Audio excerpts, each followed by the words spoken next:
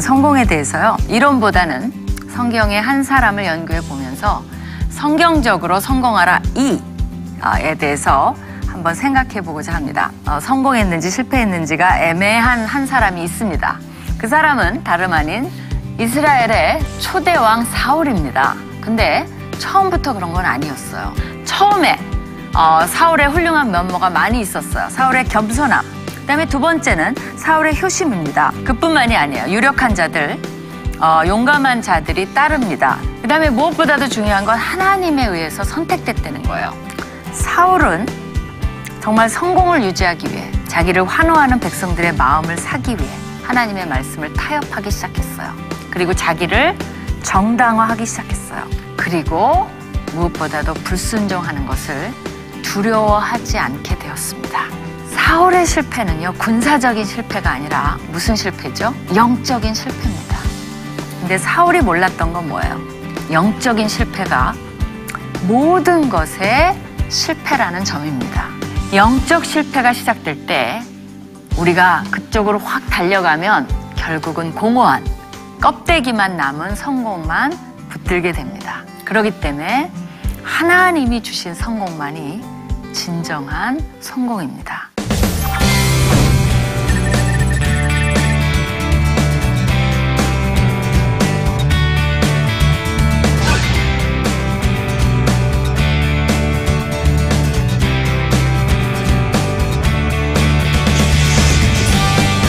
안녕하세요. 삐아의 김윤희 대표입니다. 지난 강의 때 성경적으로 성공하라 2에 대해서 우리가 공부했는데 기억나시나요? 실제적으로 세상적으로는 성공한 것 같지만 사실은 실패자인 사울의 삶을 돌아보면서 우리가 비록 세상에선 성공을 못했더라도 성경적으로는 성공하자라는 것을 공부해 봤습니다. 자, 오늘 13번째 강의인데요. 오늘은 이런 제목으로 해봤어요. 뭐냐면 진실과 거짓 사이에서, 사실은 진실 말하기입니다. 근데 우리는 왜 진실을 못 말하는 걸까요? 그리고 진실과 거짓 사이에서 갈등하게 됩니다. 갈등 안 하신다고요? 그럼 안 보셔도 돼요. 근데 조금이라도 우리가 갈등을 일터에서 하신다면 이 강의가 어마어마하게 도움이 될 거라고 생각이 듭니다. 그러면 오늘의 포인트 한번 알아보도록 하겠습니다. 진실과 거짓 사이에서의 포인트입니다. 첫 번째, 물론이죠. 진실을 말하는 것이 성경의 규범입니다. 그러나 타락된 세상에 살기 때문에 예외도 있을 수 있습니다. 거기에 대해서 우리가 볼 거예요. 근데 사실 이 예외적인 것도 어떻게 보면 진실의 더 깊은 표현이거나 아니면 사랑의 또 다른 표현이 돼야지 단순히 예외가 있으니까 진실을 말하지 않아도 되네 라는 정당화의 길은 아니라는 것을 미리 좀 말씀드리고 싶어요. 근데 우리가 이런 말씀을 좀 묵상해 볼 필요가 있습니다. 하나님이 뭐라고 하셨냐면 신명기에 오직 온전하고 공정한 저울추를 두며 온전하고 공정한 되를 들 것이라. 이게 이제 무게를 다는 거고, 이거 옛날에 우리도 대박 이렇게 해서 줬잖아요. 그리하면 내 하나님 여호와께서 내게 주시는 땅에서 내 날이 길리라. 이거를 현대판으로 하면 뭐예요? 허풍으로, 과장으로 남을 속여서 이익을 취하지 말라고 하나님께서 신명기에서 말씀하고 계십니다. 그렇기 때문에 사실은 하나님이 기뻐하시지 않는, 잘못하면 더러운 떡을 11조를 얹혀서 하나님께 바치는 결과를 초래할 수도 있어요.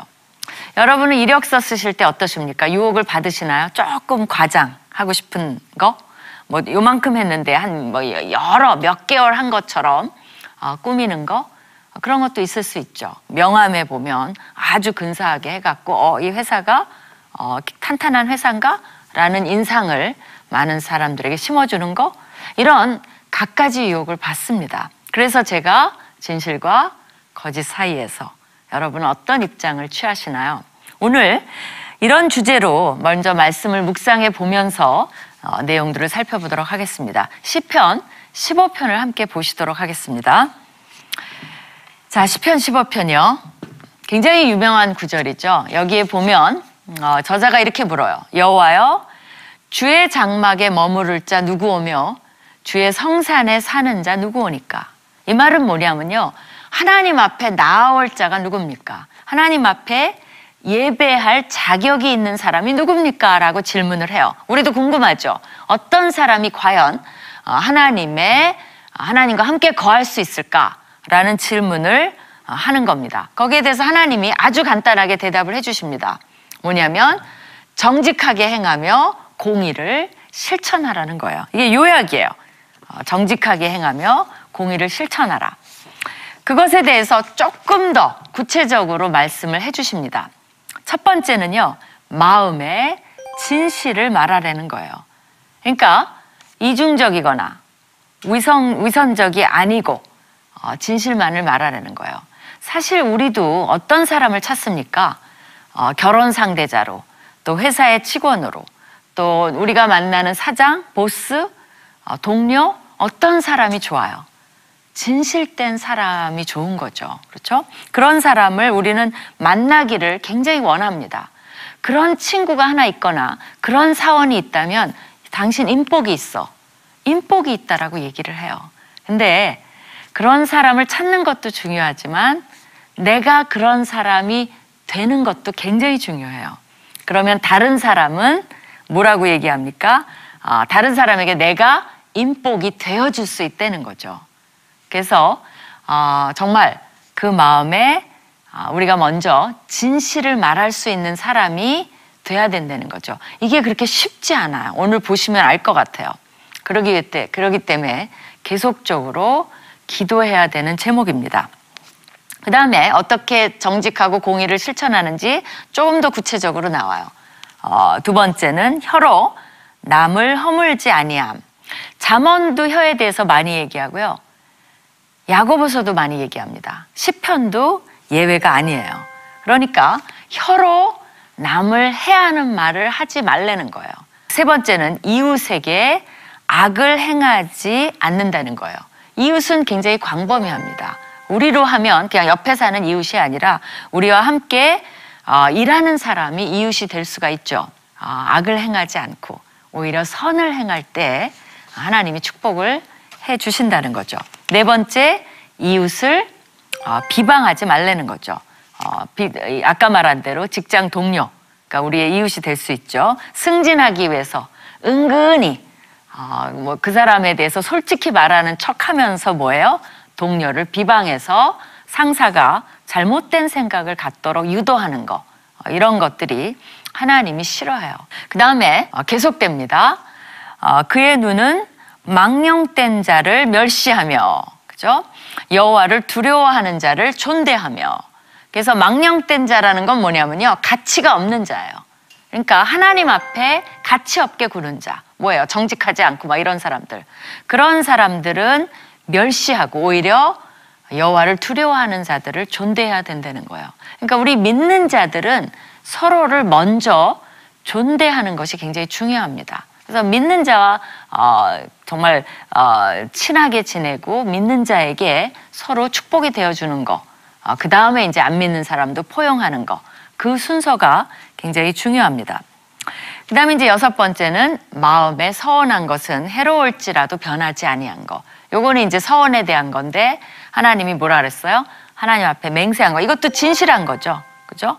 하나님 앞에 약속한 것은 반드시 지키라는 거예요. 요걸 조금 확대하면 어떻게 돼요? 우리도 다른 사람에게 약속한 것은 좀 해가 되더라도 지켜야 돼요. 그 다음에 더 있어요.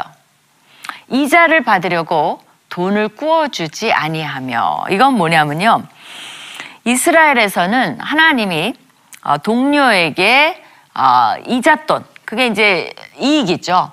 그러니까 돈을 왜 꾸어주냐면 그 사람이 어려워서 꾸어주는 게 아니라 그걸로 이식을 취하려는 거예요. 거기에 대해서 하나님이 금하십니다.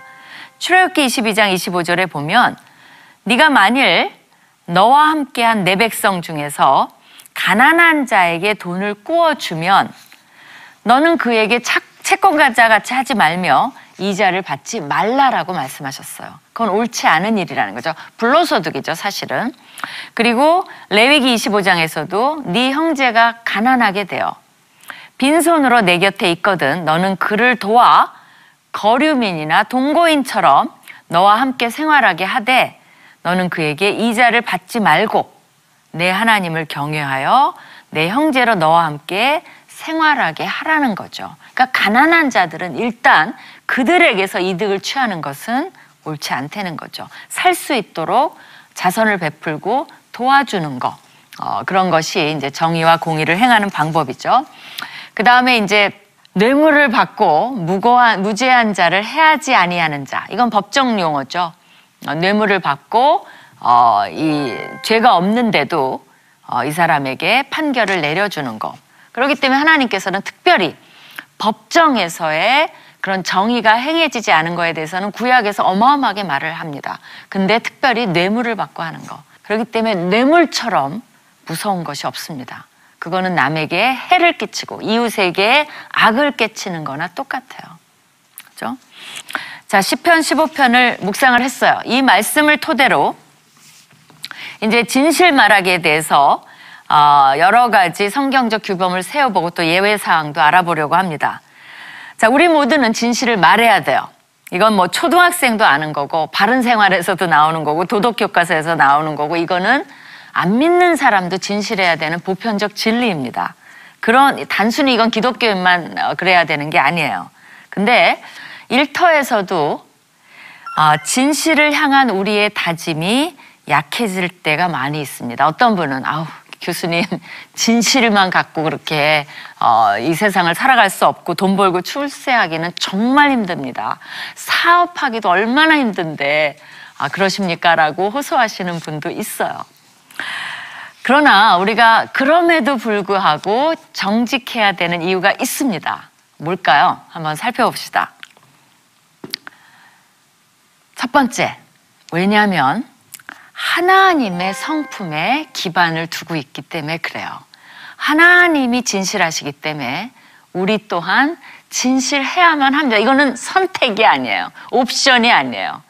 이거는 당연히 그분의 성품을 따르도록 우리가 부름을 받았습니다. 에베소서에서 뭐라 그러냐면 오직 사랑 안에서 참된 것을 하여, 이게 트루스예요. 진실이에요. 진실을 해요. 근데 뭐 안에서 해요? 사랑 안에서 진실을 말해서 범사에 예수 그리스도에게까지 잘할지라. 그는 머리니 곧 그리스도라. 그러니까 우리가 인정을 해야 돼요. 우리도 이 진실되게 말하기, 진실된 삶, 진실된 행동, 여기에 있어서 성장을 해야 돼요. 지금 부족해요. 완벽하지 않아요. 그래서 너무나 미리 예단해서 나는 못해요. 이건 안 돼요. 이 세상에서 어떻게 그렇게 해요? 하지 마시고 내가 이게 성장해 가야 되겠구나. 어디까지요?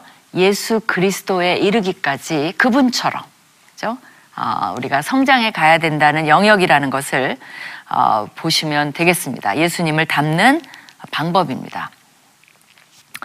하나님의 성품에 기반을 두고 있기 때문이에요. 두 번째, 우리가 정직해야 하는 이유, 진실해야 되는 이유는 뭐냐면 진정한 소통과 진실한 교류에 필수적입니다. 누구도 진실을 말하지 않는 사회에서 산다고 생각해 보세요. 괜찮으세요? 아무 관계도 맺을 수 없어요. 저는 결혼도 못할 것 같아요. 그리고 언양 맹세가 난무할 겁니다. 맹세코, 내가 하늘을 두고 땅을 두고 맹세하는데 예수님이 그러셨죠? 그렇게 하지 말라고. 근데 누구도 진실되지 않는다면 맹세가 우리 아버지의 이름을 걸고 어머니의 이름을 걸고 내 이름을 걸고 내 자식의 이름을 걸고 내가 맹세하건대 우리가 말을 막 이렇게 해야 돼요. 그렇게 과장이 섞일 수밖에 없습니다. 그렇게 되면 극도의 사회가 혼란에 빠질 거예요, 사실은. 그리고 사람들 사이의 신뢰와 협력은 이루어지지 않을 겁니다. 그러니까 선진국으로 가는 사회라는 건 바로 이런 사회라는 것을 기억하면 좋을 것 같아요. 경제학자인 아담 스미스도 뭐라 그랬냐면요. 제대로 기능하는 시장 체계의 필수 요건이 뭐냐면 정직한 거래와 신뢰라고 이야기했을 정도입니다. 그러니까 경제 생활에서 가장 중요한 건 신뢰와 정직한 거래라는 거예요. 그죠? 그다음에 이제 세 번째, 정직해야 하는 이유 3은요. 이것이 인간의 존엄성과 직결되어 있습니다. 이건 너무 중요한 것 같아요. 어떤 사람에게 이제 진실을 말하는 것은 존중을 보여주는 거예요. 이게 어떻게 보면 faith at work, 이제 제 faith at work의 기본 개념이라고 말할 수 있어요. 거짓을 말할 때 존중은 없습니다. 그렇기 때문에 거짓은 상대방을 속이는 상대를 속이는 자의 이기적인 목적 달성을 위해서 조종당하는 놀이개처럼 대하는 것과 마찬가지예요. 그러니까 우리가 내가 그냥 내 이기적인 욕심으로 진실을 속였을 뿐인데 사실은 상대방의 존엄성까지 피해를 주는 그런 것을 생각해 보세요. 성경에서 최고의 농단을 당한 사람은 저는 누구라고 생각하냐면 야곱이라고 생각해요. 왜 그래요? 신부가 바꿔치기 됐잖아요. 그냥 첫날 밤을 치르고 나니까 딴 여자가 누워 있어요.